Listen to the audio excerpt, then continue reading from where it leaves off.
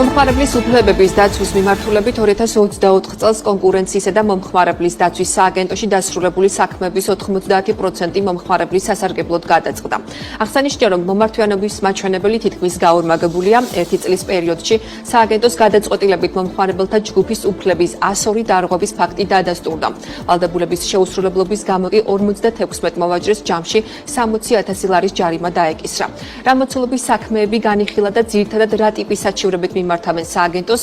გასული წლის შედეგებს მომხმარებლის უფლებების დაცვის დეპარტამენტის უფროსის მოადგილე ამათი ამაროვი შეგვიჯამებს, რომელიც უკვე შემოვარდდა ჩვენ სტუდიას. მოგესალმებით, პირველ რიგში ძალიან დიდი მადლობა თქვენი დროისთვის.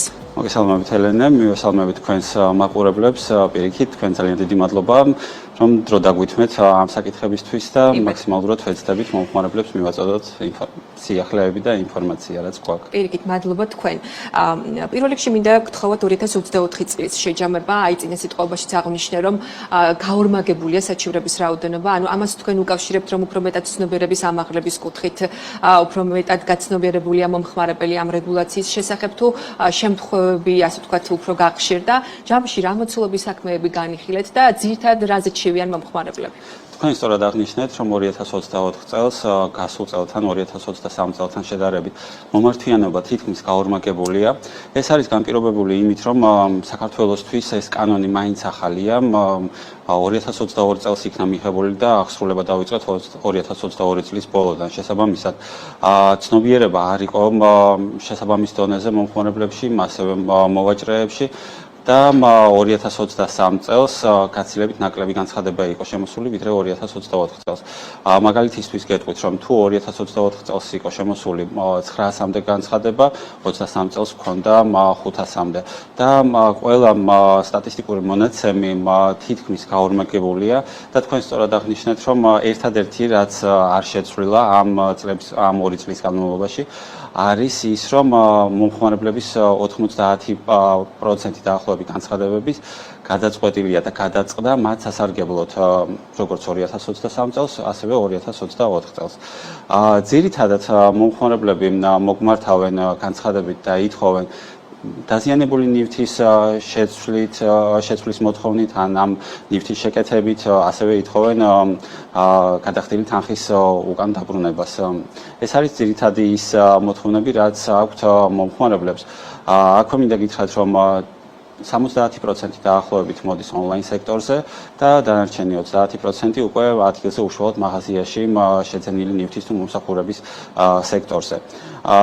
თუ გადავადარებთ სტატისტიკურ მონაცემებს რეგიონების მიხედვით, ლიდერობს თბილისი და თბილისის უკვე თბილისის შემდეგ უკვე მოდის იმერეთი და მაჭარა და სხვა რეგიონები. დიახ, 2024 წელი გარდა მომართვიანობისა იყო ძალიან მდიდარი სხვადასხვა გადაწყვეტილებით, მივიღეთ არაერთი მნიშვნელოვანი სტანდარტი და ეს მთლიანობაში კი ბატონო, ანუ გვაძლევს იმის თქმის საშუალებას, რომ ინფორმირებულობა მომხმარებლებში გაზრდილია, როგორც მომხმარებლებში, ასევე ბიზნესში, თუმცა ჩვენ რა თქმა უნდა არ ვაპირებთ ამაზე გაჩერებას და ვაწარმოებთ არაერთ კამპანიას და ვატარებთ არაერთ ღონისძიებას, რომ მაქსიმალურად ავამახლოთ ცნობიერება. კი ბატონო, თქვენი მანდატი ამ შემთხვევაში და მათ შორის ამ კანონის, ასე ვთქვათ, რეგულირების სფეროში ვინც ექცევა, ანუ თითქოს მომხმარებლის უფლებებზე ხართ, უფლების დაცვაზე ხართ ხომ ორიენტირებული, თუმცა აი მაშინ, როდესაც ამ კანონის ამოქმედებაზე იყო საუბარი, მე მახსოვს იგივე მოვაჭრეების მხრიდან გარკვეული შიშები იმის შესახებ, რომ აი ნივთის უპირობო დაბრუნების შემთხვევაში, ანუ შესაძლებელი იყო მათი თქმით, რომ მომხმარებელს გამოეყენებინა ეს ნივთი შემდგომ დაებრუნებინა უკან. აი ამ ტიპის ფაქტები რამდენად არის? ფაქტია, რომ ესეთი შიშები ჰქონდათ მოვაჭრეებს კანონის ამოქმედებამდე. რამდენად ხშირად არ ეთანხმებიან ამ შემთხვევაში მომხმარებლის პრეტენზიებს თავად მოვაჭრეები და რა ტიპის ასეთი ფაქტები გაქვთ იდენტიფიცირებული? დიახ, რაც შეეხება იმ საფრთხეებს, პირველ რიგში გეტყვით, რომ ჩვენი კანონმდებლობა ამ მსგავსია ევროპული კანონმდებლობის, თუმცა ევროპული კანონმდებლობისგან განსხვავებით უფრო ლოიალურია და უფრო რბილი, იმიტომ რომ თუ შევადარებთ ევროპულ ქვეყნებს, სადაც დარღვევის დადასტურების შემთხვევაში, ხშირ შემთხვევაში მაშინვე ეკისრება ბიზნეს ჯარიმა, ჩვენთან განსხვავებული რეგულაცია არის და დარღვევის დადასტურების შემთხვევაში ჩვენ არ ვაჯარიმებთ მოვაჭრეს, არამედ ვაძლევთ და ვუსაზღვრავთ გონივრულ ვადას და ამ ვადაში ვუთითებთ იმ ხარვეზებზე, რაც გააჩნია სავაჭრო პოლიტიკაში. შესაბამისად, ის ფაქტორი, რომ შეიძლება იყოს დიდი ჯარიმები ან იმოქმედოს გარკვეულწილად მათ ბიზნესზე, ალბათ უკვე გაქარწყლებულია. რაც შეეხება 14-დღიან უპირობო დაბრუნებას, ამ კანონის ამოქმედების შემდეგ პირიქით ჩვენ არაერთი შეხვედრა გვქონდა ბიზნესთან და სტატისტიკური მონაცემები უფრო გაუმჯობესებულია იმ ხრივ, რომ მომხმარებელმა უკვე იცის რა უფლებები გააჩნია, მოვაჭრემ იცის რა ვალდებულებები გააჩნია. ამასთან ეს კანონი არეგულირებს როგორც მოვაჭრის, ასევე მომხმარებლის ვალდებულებებს. როდესაც მომხმარებელს სურს ნივთის დაბრუნება, ეს იმას არ ნიშნავს, რომ შეუძლია უპირობოდ დააბრუნოს გამოყენებული ნივთი. ან ამ 14 დღის განმავლობაში მოირქოს ტანსაცმელი ან ნებისმიერი ტექნიკა გამოიყენოს და შემდგომ დააბრუნოს. კანონი პირდაპირ გვეუბნება, რომ ნივთი უნდა დაბრუნდეს თავდაპირველ მდგომარეობაში, ანუ იმ მდგომარეობაში, რა მდგომარეობაში ჩვენ მივიღეთ, შეგვიძლია იმ დონეზე გავტესტოთ, რა დონეზეც გავტესტავდით მაღაზიაში. თუ კიდევ ტელევიზორს მაქსიმუმ შეგვიძლია ჩავრთოთ, ნახოთ როგორი გამოსახულება აქვს და თუ არ მოგწონს, შეგვიძლია დავაბრუნოთ. და განმეორდები, არ უნდა გამოვიყენოთ ეს ნივთები და თავდაპირველ მდგომარეობაში უნდა დავუბრუნოთ ბიზნესს. კი ბატონო, როგორც თქვენ აღნიშნეთ, თქვენ რაღაცა ჯარიმებზე არ ხართ ორიენტირებული და გარკვეულ ვადას აძლევთ დარღვევის და აღმოჩენის და დაფიქსირების შემთხვევაში ბიზნეს სუბიექტს ხო გამოსასწორებლად. რამდენად ითვალისწინებენ ეს მოვაჭრეები იგივე თქვენს ამ მიერ დაწესებულ ამ კონკრეტულ გონივრულ ვადას ამ დარღვევის გამოსწორებისთვის და აი რა შემთხვევაში გამოიყენებთ ხოლმე საჯარიმო სანქციებს? ნახეთ, რომ მოვაჭრეებს დაეკისრათ 66 თუ 60,000 ლარის ოდენობის ჯარიმა. ეს არ არის ძალიან დიდი თანხა აი ამ საქმეებიდან გამომდინარე, თუმცა აი ამიტომ მინდა გკითხოთ, ანუ თქვენთვის რამდენად პრიორიტეტულია ამ შემთხვევაში პირდაპირ სანქცირება ამ პირების? ამ პრიორიტეტული ნამდვილად არ არის, უფრო პრევენციული ხასიათის მატარებელია აღნიშნული კანონმდებლობა და მაქსიმალურად ვცდილობთ, ამიტომ ვატარებთ შეხვედრებს არა მხოლოდ მომხმარებლებთან, არამედ ბიზნესთან, რომ მაქსიმალურად ავუმახლოთ მათ ცნობიერება, რაც შეეხება სანქციებს. თუ ჩვენ გადავხედავთ სტატისტიკურ მონაცემებს, ეს არის ძალიან მინიმალური პროცენტი იმ საქმეების, როდესაც სააგენტო იძულებულია გამოიყენოს სანქცია. ხშირ შემთხვევაში მოვაჭრეს ეძლევა ერთთვიანი ვადა და ამ ერთი თვის გასვლის, უშედეგოდ გასვლის შემდეგ უკვე სააგენტო გადადის დაჯარიმებაზე. რაც შეეხება ბიზნესის მხრიდან მზაობას აღასრულოს სააგენტოს გადაწყვეტილება, გეტყვით, რომ დარღვევის დადასტურებაზე მეტი მაჩვენებელი არის პირობით ხელშეკრულებებზე. რაც ნიშნავს იმას, როდესაც ჩვენ ვიწყებთ წარმოებას, შეგვიძლია დავასრულოთ საქმის წარმოება ისე, რომ არ დავადგინოთ დარღვევის დადასტურება, არამედ მარტივად რომ ვთქვათ, მოვრიგდეთ ბიზნესთან, გავაფორმებთ შეთანხმება და ბიზნესი ამ შეთანხმების საფუძველზე იღებს გარკვეულ ვალდებულებებს, რომ აღმოფხვრას ის სავარაუდო ხარვეზები, რაც გააჩნია პოლიტიკაში და ეს მაჩვენებელი გაცილებით უფრო მაღალია და უფრო მეტია, ვიდრე დარღვევის დადასტურების მაჩვენებელი, რაც მიუთითებს იმაზე, რომ ბიზნესი მაქსიმალურად ცდილობს ითანამშრომლოს სააგენტოსთან, ცდილობს რომ აღმოფხვრას ის ხარვეზები. როდესაც გვაქვს ისეთ შემთხვევები, როდესაც ბიზნესი უარს ამბობს, რა თქმა უნდა, გადავდივართ უკვე მომხმარებლის ინტერესებიდან გამომდინარე სანქციების ნაწილზე. კი ბატონო, აი სექტორების ნაწილში ძალიან მნიშვნელოვანია ასევე გასაგებია რომ ონლაინ ვაჭრობაზე ამ საჩივრების უფრო მეტი წილი მოდის, თუმცა აი განსაკუთრებით რომელ სექტორებში აფიქსირებთ ხოლმე მომხმარებლის უფლებების დარღვევას? ძირითადად არის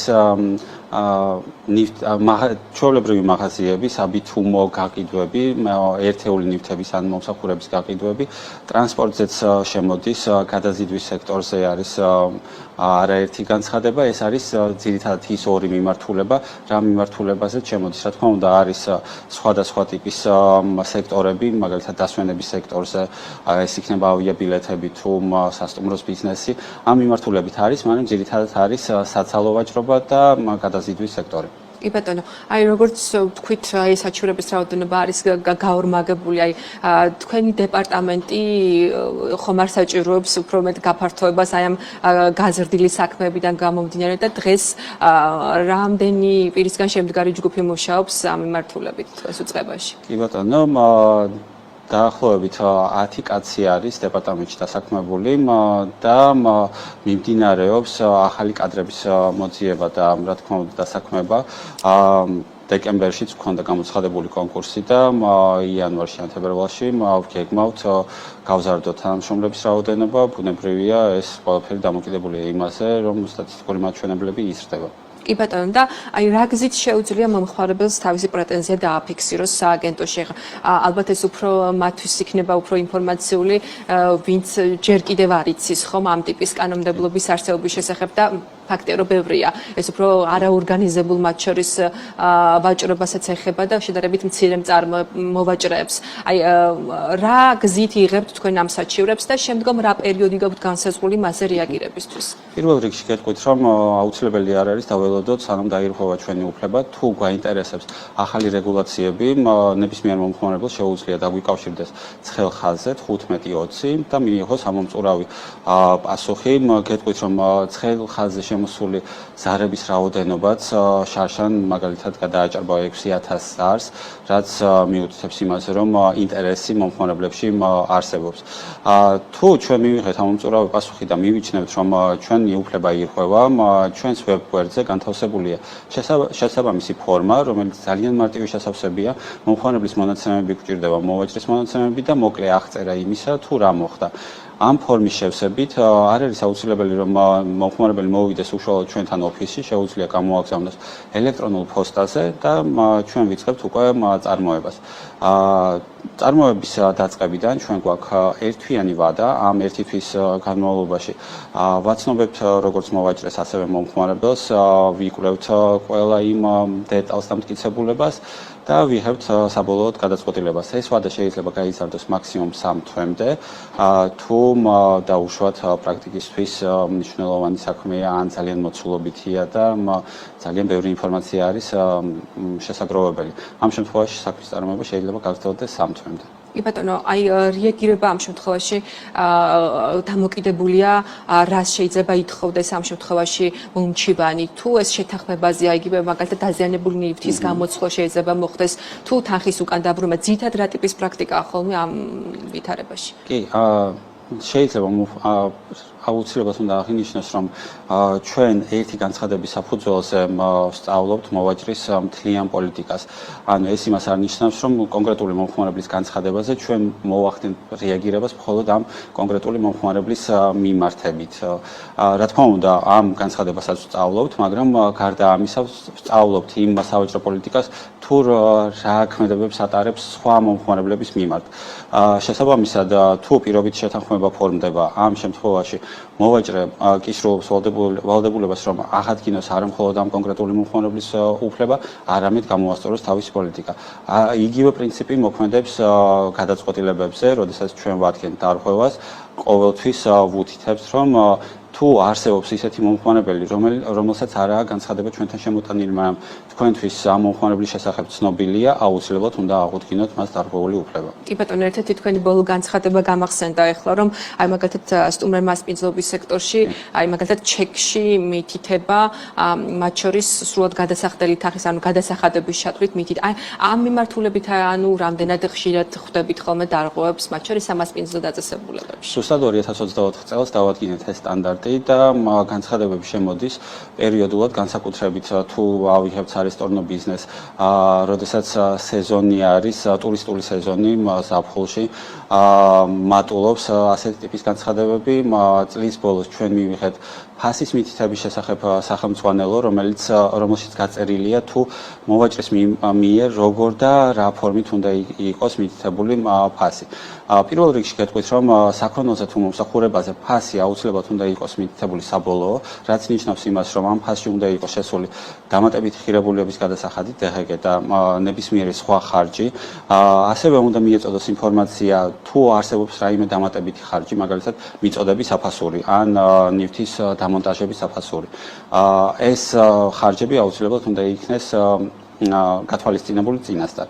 რაც შეეხება ამ სახელმძღვანელოს 2 წუთით გავჩერდები, ჩვენ დავადგინეთ რამოდენიმე სტანდარტი და მაგალითად, როდესაც მოვაჭრე აცხადებს ფასდაკლებას, აუცილებლად უნდა მიუთითოს 3 ფასი. თავდაპირველი ფასი, სარეალიზაციო ფასი, ფასდაკლებული ფასი და მესამე ფასის მითითება გახდა აუცილებელი. ბოლო 30 დღის განმავლობაში რა მინიმალური ღირებულება ქონდა კონკრეტულ ნივთს. ეს განსაკუთრებით აქტუალური ხდება ფასდაკლებების პერიოდებში, როგორც არის მაგალითად შავი პარასკევის პერიოდი, როდესაც ჩვენ ველოდებით ფასდაკლებას, საბოლოო ჯამში ფასდაკლება ცხადდება, თუმცა გამოითვლება გაცილებით მაღალი ღირებულებიდან და არა იმ ღირებულებიდან, რომელიც ჰქონდა ნივთს თუნდაც 2 კვირის წინ. ეს არის გასულ წელს მიღებული სტანდარტი. გასულ წელს მიღებული დეკემბერში დავამტკიცეთ. და უკვე წელს ეს ამით უნდა იხელმძღვანელონ საავადმყოფო. ამით უნდა იხელმძღვანელონ კი. რაც შეეხება სხვა მიმართულებით სოციალურ ქსელებში ჩვენ აქტიურად ვხვდებით ისეთ პოსტებს, სადაც ფასი არ არის მითითებული და უამრავი მომხმარებლის კომენტარი გვხვდება, რომლებიც ითხოვენ ინფორმაციას ფასის შესახებ. თუმცა არც ამ შემთხვევაში მოვაჭრე აწვის ინფორმაციას ფასზე, არამედ ეუბნება რომ იხილე პირადი შეტყობინება. ესეც ცალსახად არის კანონის დარღვევა წინასწარ უნდა შემთხვევაში თქვენ თვითონ თუ შეგიძლიათ რეაგირება, თუნდაც თქვენ გადააწყდეთ ამ ტიპის პოსტებს და არ მოგმართათ მომხმარებელმა, ანუ რეაგირების ამ შემთხვევაში ბერკეტები თუ აქვს თქვენ სამსახურში? ჩვენ წარმოებას ვიწყებთ მომხმარებლის განცხადების საფუძველზე, შესაბამისად მონიტორინგის ფუნქცია ამ ეტაპზე სააგენტოს არ გააჩნია, თუმცა მიმდინარეობს საკანონმდებლო ბაზის დახვეწა და არ არის გამორიცხული რომ მომავალში ეს ფუნქციაც ქონდეს სააგენტოს. რაც შეეხება დაუბრუნდები სარესტორნო ბიზნესს, თქვენ სწორად აღნიშნეთ, რომ კვების ობიექტებში იქნება ის ბარები თუ რესტორნები, როდესაც შედის მომხმარებელი, აუცილებლად უნდა მიეწოდოს ინფორმაცია მენიუში წინასწარ და უნდა იყოს მითითებული საბოლოო ფასი, რაც ნიშნავს იმას, რომ ამ ფასში უნდა იყოს შეყვანილი როგორც DGG, ასევე მომსახურების საფასური. რესტორანში შესულ მომხმარებელს არ უნდა უწევდეს კალკულაცია წინასწარ იმისთვის, რომ დაადგინოს თუ რა საფასური უნდა გადაიხადოს შეკვეთის ბოლოს. კი ბატონო. ძალიან დიდი მადლობა მინდა გითხრათ, ვფიქრობ მაყურებლისთვის საინტერესო ინფორმაციები გავაჟღერეთ, თუ როგორ შეიძლება იხელმძღვანელონ მათ და როგორ შეუძლიათ თქვენთან დააფიქსირონ საჩივრები. მადლობა ამბათი ამაროვი, კონკურენციისა და მომხმარებლის უფლებების დაცვის სააგენტოს უფლებების დაცვის დეპარტამენტის უფროსის მოადგილე საუბრობდა პირდაპირ ეთერში.